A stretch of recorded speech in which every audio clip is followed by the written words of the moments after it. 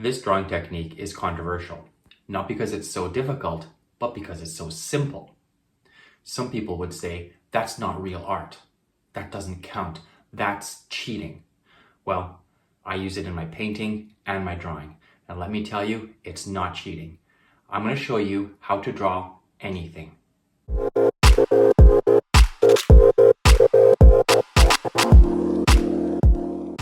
Even if you have no drawing experience whatsoever, I'm going to show you what I think is the easiest way to draw anything. I'm going to show you by drawing this skull. So what you need for today's exercise is just a regular pencil, and you can sharpen it, an eraser, and a ruler. This technique is called the grid technique. It's not cheating, no matter what anyone says. It is a tried and true technique that goes back hundreds and hundreds of years. This is how you can learn to draw until you feel comfortable not using it. But this is a great stepping stone into drawing. So any size ruler is good. You can use inches or centimeters. I'm going to use inches here. And what you want to do is mark off every inch. And we're going to be making a grid. So we'll start by just making ticks along the path every inch. I like to go with 1 inch marks, but you can, if you want, to go with ½ inch or anything along those lines. Okay, we need to do the same across the bottom. I had the edge of the paper exactly on 2, so make sure it's exactly right here, because otherwise then when you're drawing your lines across, they won't be completely straight. And just all the way across until you have these little ticks across the top and the ticks across the bottom. Then it's a matter of just connecting them up.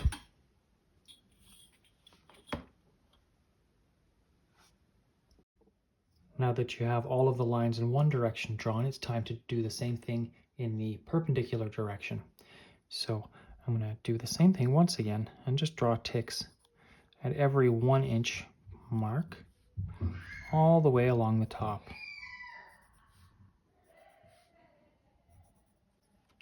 And same thing all the way along the bottom. Now it's a matter of drawing the lines. Really don't rush this step. This is crucially important. Okay, the next step, you don't have to do this. I am going to do it here because it's going to be easier for me to refer to the different squares. I'm just going to name them. A through F across the top. And 1, 2, 3, 4, 5, 6, 7, 8 down the side. So if I'm talking about this square, for example, I'll talk about 5E. Now that we have our reference image gridded out, what we're going to do now is repeat this grid on our final image, which will be here. So again, it's a matter of drawing the same number of squares across and down. And we have 6 squares across. And notice that I'm doing the pencil here very lightly. We may end up erasing a lot of these lines.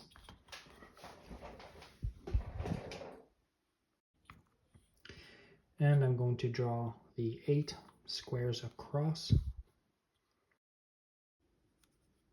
This is going to be another 8 across, all the way to 13. I'm doing a 1 inch grid here, but you could do something smaller if you want to.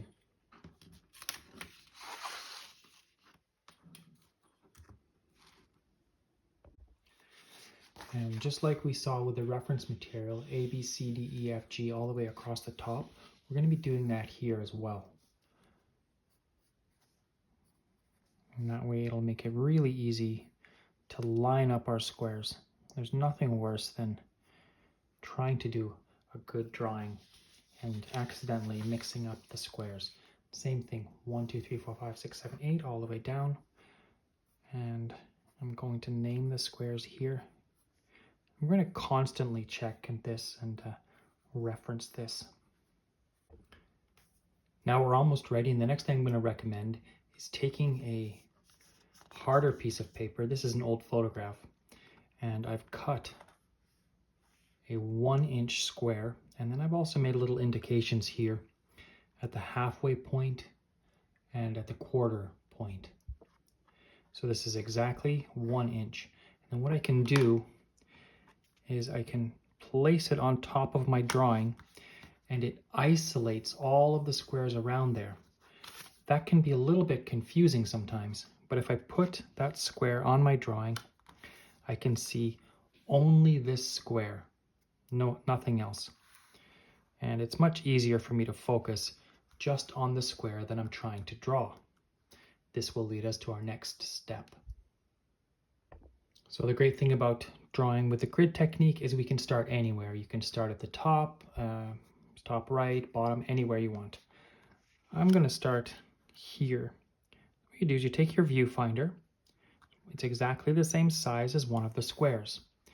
Take your viewfinder and then a little piece of tape, something that won't rip your paper, but you don't want this viewfinder moving around.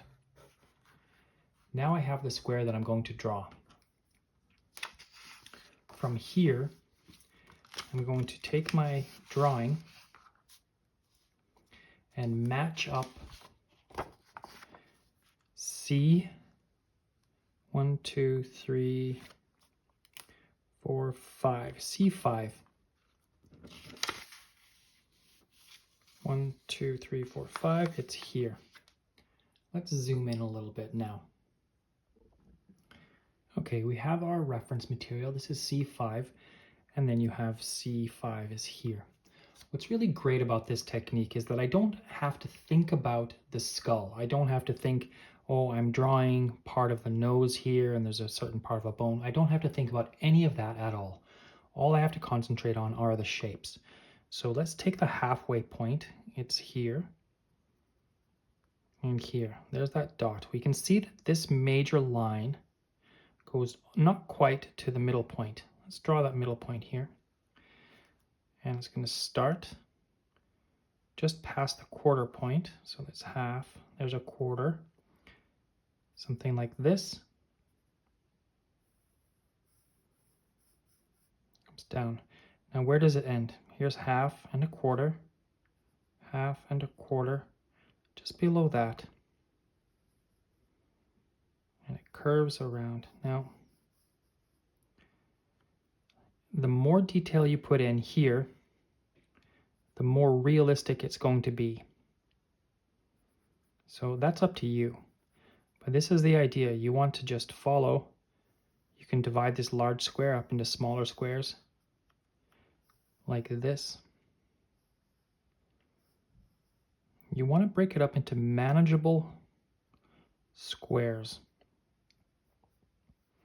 so that you can start to see these images or what's inside the square, not as an object. You want to dissociate your mind from the idea that you're drawing a certain thing.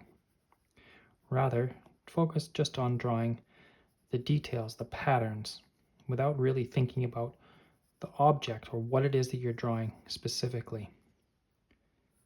And this is the essence of the grid technique.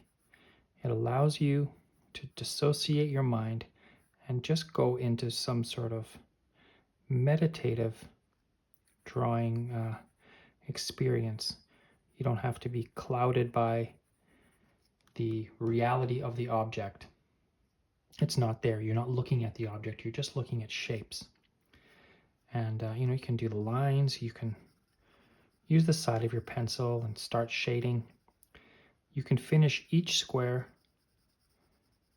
as much as you want. You can render them in high detail or mid detail. It's all up to you, depending on your particular drawing style. But this is the main idea. One square at a time. You can use a number of different implements if you want. I'm using just an H pencil here. But were I to grab something darker for this nose part, I might go all the way down to an 8B, which is quite an appropriate pencil when you're going for black. The 8B in the Staedtler Mars Lumograph series is made of black graphite. And you can see that it goes on quite matte.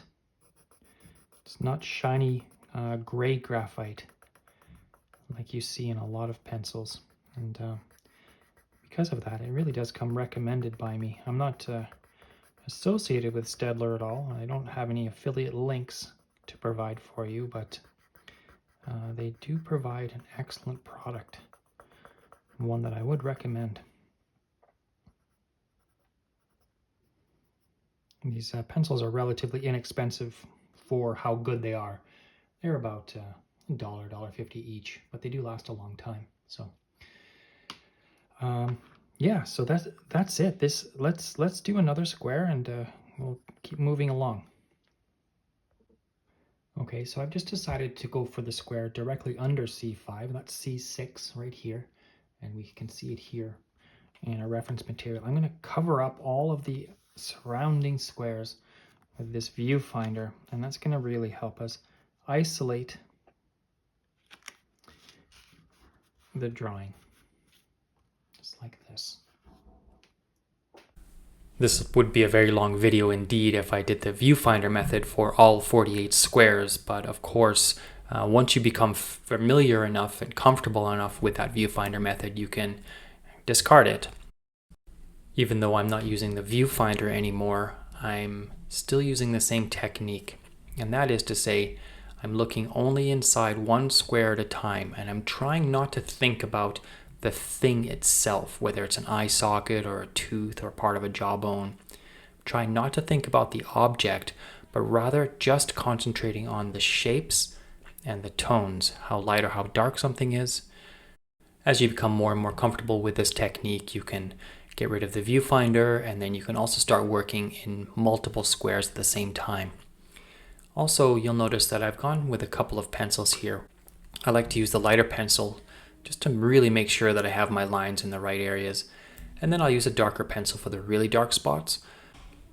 In addition to those two pencils, I also use a blending stump. This is just rolled paper that is available at any art store. And although it doesn't matter what order you draw your squares in, I do prefer to work from top left to bottom right. And that's just because I'm right-handed and try to have my hand not smear the drawing. And you can see here that I'm just working my way around the shapes and coloring them in as I go. The amazing thing with the grid technique is that you can make the squares as small as you want to give yourself more control if that's the way you prefer to draw, or you can have really big squares and just kind of get a general guideline as to where proportions should be.